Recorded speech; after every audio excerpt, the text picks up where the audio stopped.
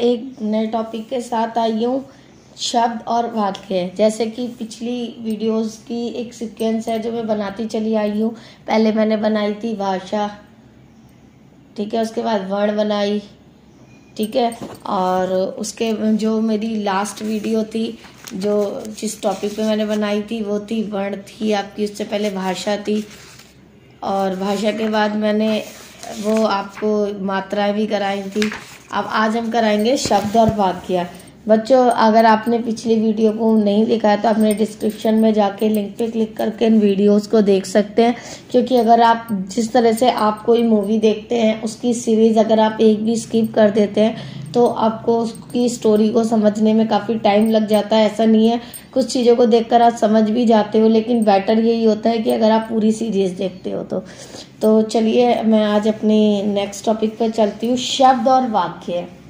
जो आप अपनी डेली लाइफ में, एक होता है शब्द, जैसे हम किसी को कहते हैं ना एक शब्द और बोलो, फिर बताते हैं हम एक शब्द और बता के दिखाओ। तो शब्द और वाक्य दोनों अलग अलग होते हैं। शब्द और वाक्य इसमें हम पढ़ेंगे।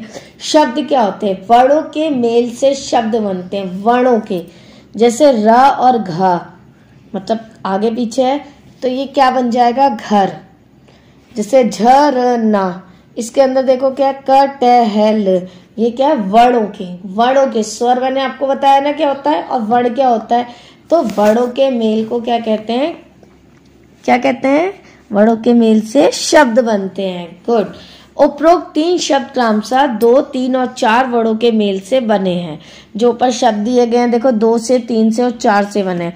शब्द बनाने के लिए वर्ण का सही स्थान पर प्रयोग होना चाहिए, तभी शब्द का कोई अर्थ निकलेगा। जैसे कि आप ऊपर देखो, पहले क्या लिखा? रघा। रघा क्या होता है? नाराझा। नाराझा क्या होता है? ल ह ट क, ये क्या होता है? तो इनको अगर आप सीक्वेंस में नहीं लगाएंगे, आप कोई भी शब्द है उल्टा सीधा बोल दो, रटमा, राधा का, तो समझ में नहीं आया ना। अदरक है, मटर है, तो ये क्या होते हैं? शब्द होते हैं। यदि हम उपरोक्त शब्द में वर्णों का क्रम बदल देंगे तो क्रमशः क्या होगा? इन शब्दों का कोई सार्थक अर्थ नहीं निकल रहा है।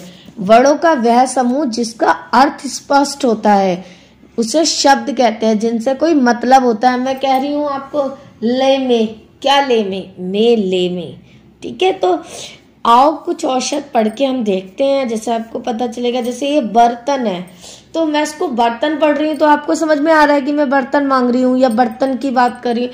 अगर मैं बोलूँ आपको नतरबा, ये क्या होता है? नहीं समझ आया। पुजारी, रिपुआज, ये क्या होता है? चरखा, खराचा, मटका, कटमा, तो चाकू, काचू, बत्तख का है तकपातक, गमला, मालागा, मेज का जामे, तो ये शब्द ही बने।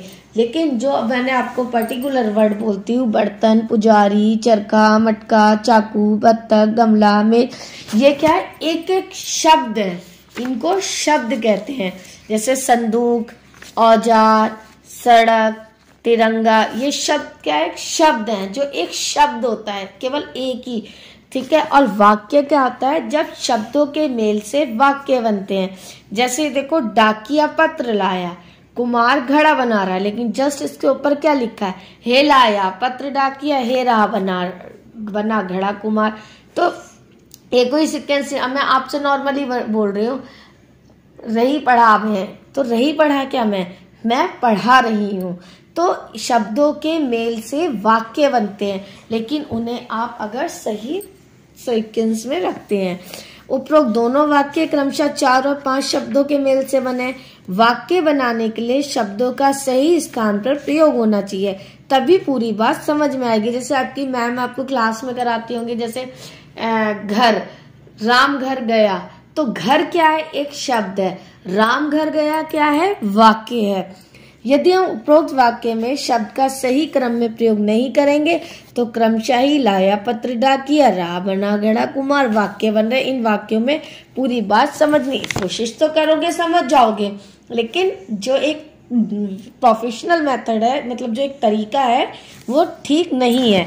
उसके बाद है शब्दों का वह समूह जिसमें पूरी बात समझ में आ जाए, वो वाक्य कहलाता है। जैसे मैंने आपको बोला अभी, घड़ा मुखा बना रहा, क्या?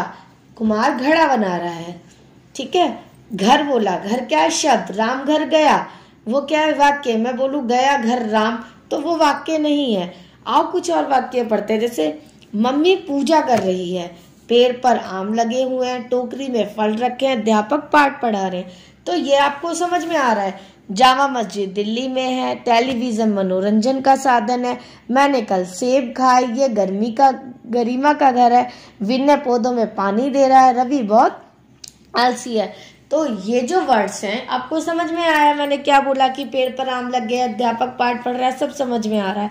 लेकिन अगर मैं इनको उल्टा सीधा करके बोलूंगी तो वो आपको समझ नहीं आएगा, तो वो वाक्य नहीं होगा। तो बच्चों आज की वाक्य पाठ में हमने क्या सीखा? वर्णों का वह समूह जिसका अर्थ स्पष्ट हो वो शब्द कहलाता है। जैसे रागा नहीं होता, घर होता है।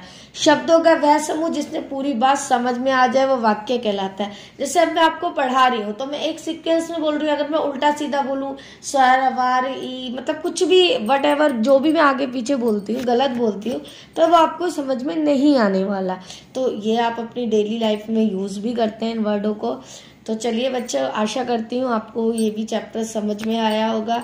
अगर आप भी इस वीडियो को या इन टॉपिक को रोज एक बार भी पढ़ोगे, महीने में 30 दिन में 5 दिन भी स्किप करोगे, 25 डेज भी पढ़ोगे, तो मैं सोचती हूँ कि हर क्लासेस में आके ये चीज़ बढ़ती जाएगी, तो शायद आप बहुत अच्छा कर सकते हो।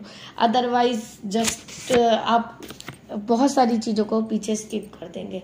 चलिए, तो आशा करती हूँ आपको मेरा आज पढ़ाया हुआ समझ आया होगा। आगे अगली वीडियो में मिलते हैं एक नई टॉपिक के साथ।